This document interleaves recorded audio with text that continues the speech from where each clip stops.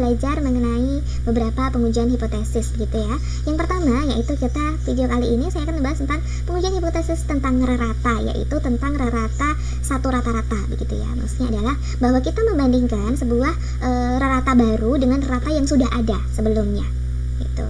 Nah, ada dua uji satu rata. Yang pertama ada uji Z, yang kedua ada uji T. Kalau uji Z di sini rumusnya adalah ZO sama dengan X bar ini ya, rata-rata dikurangi dengan mu dibagi dengan deviasi baku per akar dari N gitu. Nah, syarat menggunakan uji Z itu haruslah sampel itu kuantitasnya harus lebih dari atau sama dengan 30, tidak boleh kurang ya. Kita maka menunjukkan uji Z. Kalau kurang kita nanti akan menggunakan uji T.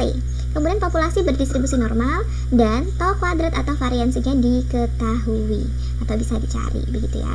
Oke, untuk uji Z sendiri rangkaiannya ada pertama, formulasikan hipotesis. Tadi ya di video sebelumnya sudah jelaskan ada 3 tipe hipotesis, di mana di uji Z untuk satu rata-rata kita menguji sebuah rata-rata ini ya, rata-rata baru dengan rata-rata yang sudah ada, rata-rata sebelumnya. Jadi ini digunakan untuk apabila kita melakukan sebuah penelitian di satu tindakan gitu ya. Satu tindakan kita menguji dengan hasil yang sudah ada. Misalnya misalnya dalam sebuah sekolah sudah ada tes ini ya, kepribadian, di mana di situ ada nilai kedisiplinan siswa berapa gitu. Sudah ada sebelumnya dan kita mau meningkatkan dengan metode tertentu untuk meningkatkan kedisiplinan siswa, sehingga diperolehlah rata-rata kedisiplinan siswa di sini di mu. Nah, mu 0 ini adalah rata-rata disiplinan siswa yang sudah ada sebelumnya. Nah, apakah dia sama ataukah tidak sama? Ataukah dia nanti akan kurang dari ataukah dia lebih dari? Nah, ini tergantung formulasi hipotesis yang kita butuhkan atau kita membuktikan yang mana. Kemudian yang kedua, menentukan taraf signifikansi atau alfa dan juga Z tabel. Karena kita menggunakan uji Z, maka kita menggunakan Z tabel. Untuk cara mencari Z tabel bisa dilihat di video cara pencarian Z tabel gitu ya. Di sini ada tadi ya, ini adalah 2 ekor, kemudian 1 ekor kiri, 1 ekor kanan. Kalau 2 ekor itu berarti dia pakainya adalah alfa per 2. Jika alfanya kita ambil 5%, maka Z tabelnya adalah Z alfa per 2 atau 0,5 bagi 2, yaitu Z 0,025, sehingga ketemu angkanya 1,96. Dan yang B, uji 1 ekor kiri. Nah, ini ya 1 ekor kiri karena dia kurang dari mu mu 0. Nah, untuk alfa 1% dia berarti, perhatikan kalau dia di kiri dia itu maka nilai Z tabelnya negatif. Kalau di sebelah kanan nilai Z tabelnya positif. Untuk lebih lanjut cara mencari Z tabel kalian bisa buka video pencarian Z tabel. Oke, kemudian untuk menentukan kriteria pengujian, apakah ujian itu ditolak atau diterima, ini ada kriterianya. Kalau diterima untuk yang uji hipotesis tipe pertama itu jika ZO-nya yang kita hitung itu merupakan lebih dari atau sama dengan negatif Z alfa per 2 atau kurang dari sama dengan Z alfa per 2, H0 diterima. Kalau ditolak maka Z0-nya itu ini lebih besar daripada Z alfa per 2 atau kurang dari negatif Z alfa per 2. Begitu juga dengan uji yang kedua, dia H0 diterima bila ZO-nya lebih besar sama dengan negatif Z alfa. Kemudian kalau ditolak dia kurang dari Z alfa karena masuk ke ini ya, daerah kritisnya tadi. Kemudian untuk C, uji ekor kanan, dia diterima jika Z0 nya kurang dari sama dengan Z alfa, ditolak jika Z0 lebih besar daripada Z alfa. Oke, ini untuk kriteria pengujian. Kemudian selanjutnya menentukan status uji, kita tuliskan rumusnya, terus kemudian kita hitung, dan terakhir adalah menentukan kesimpulan apakah H0 ditolak ataupun diterima. Nah, kita ke contohnya saja di sini ya. Menurut pengalaman selama beberapa tahun pada tes kepribadian siswa, rata-ratanya ada rata-rata kemandirian ya, itu 74,5. Nah, 74,5 ini merupakan mu 0, rata-rata awalnya yang sudah ada. Kemudian deviasi bakunya 8,0, deviasi baku itu to, kemarin ya simbolnya ya, di video sebelumnya. Kemudian tahun ini dilakukan bimbingan konseling dengan metode baru untuk meningkatkan kemandiriannya. Jadi ada satu perlakuan baru.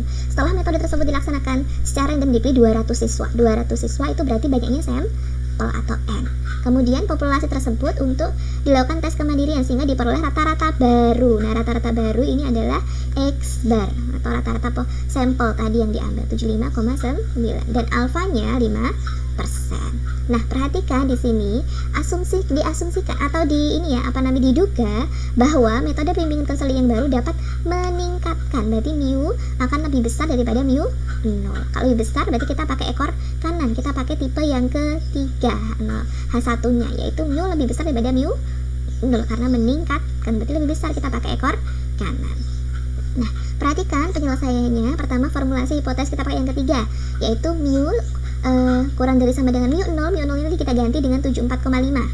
Ya, kita pakai formulasi hipotesis yang ketiga karena jadi kita hipotesisnya berdasarkan ini. Lebih besar, meningkat. Nah, berarti hanya adalah mu-nya lebih besar daripada mu 0. Mu 0 ini kita ganti sesuai dengan soal, yaitu 74,5. Selanjutnya, taraf signifikansi tadi sudah diketahui yaitu 5%, maka Z tabelnya adalah Z 0,05 yaitu 1,64. Kemudian kriteria pengujian, nah sesuai tadi ya, kita pakai yang ketiga, maka kita pakai kriteria pengujian yang ketiga, diterima jika Z0 kurang dari sama dengan Z alfa. Nah, Z alfanya ketemu di sini 1,64, kita masukkan, jadi Z0 kurang dari sama dengan 1,64, kalau ditolak Z0-nya lebih besar. Selanjutnya adalah melakukan statistik uji. Kita tulis rumusnya dulu tadi ya. Nah, kita substitusikan X bar. Tadi kita sudah tahu X barnya adalah 75,9, mu 0-nya ini ya 74,5 ini sama dikurangi mu 0, tolnya tadi 8,0 dan n-nya adalah 200. Perhatikan di sini kita hitung yang akar dulu nih ya. Nah, yang di atas yang dihitung pengurangan dulu boleh, atas sendiri bawah sendiri dulu.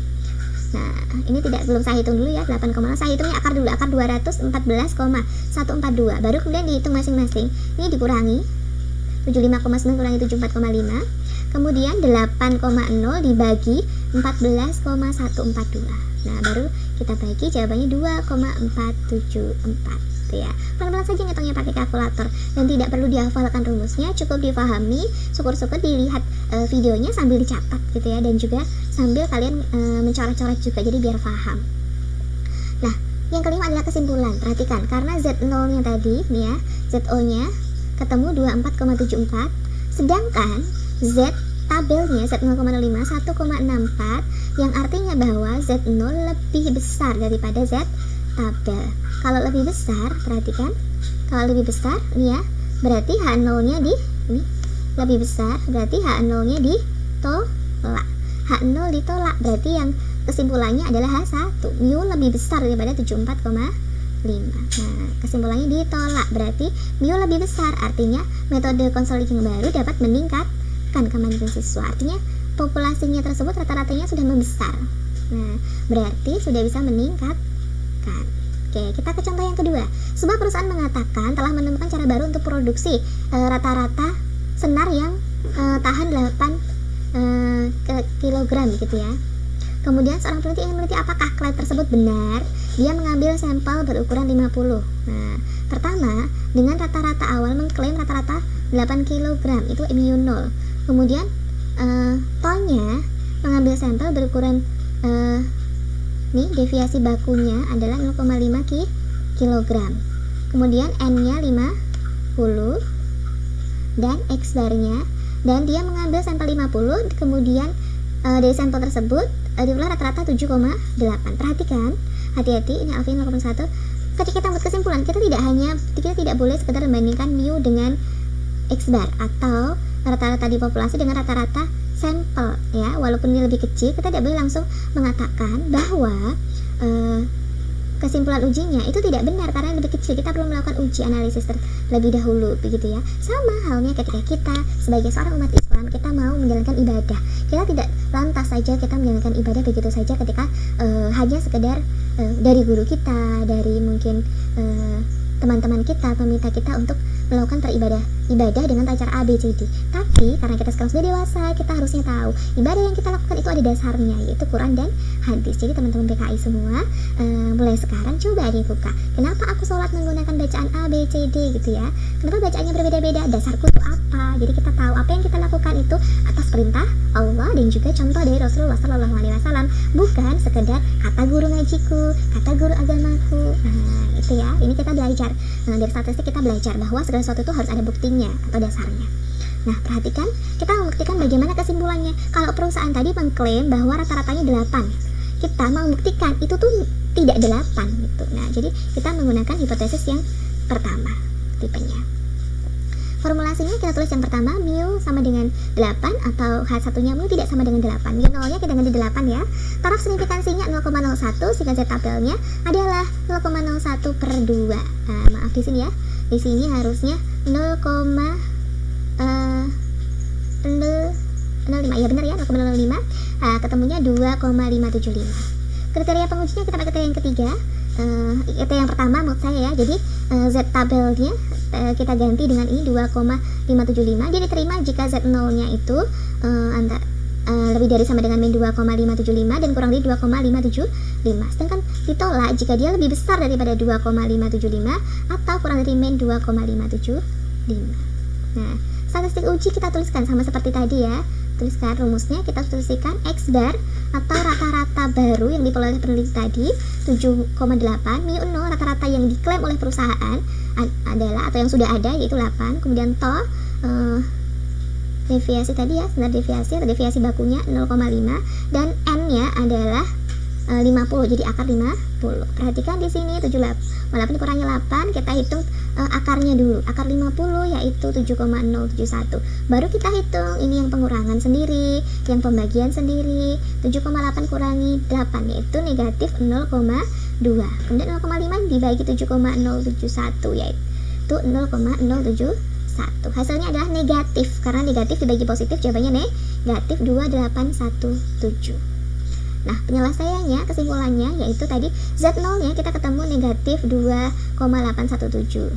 Kemudian kalau Z alfanya tadi kita ketemu negatif 575. Berarti ini negatif 2,8 tuh di sebelah kirinya negatif 2,5. Jadi dia nilainya kurang dari. Nah, perhatikan sebelumnya.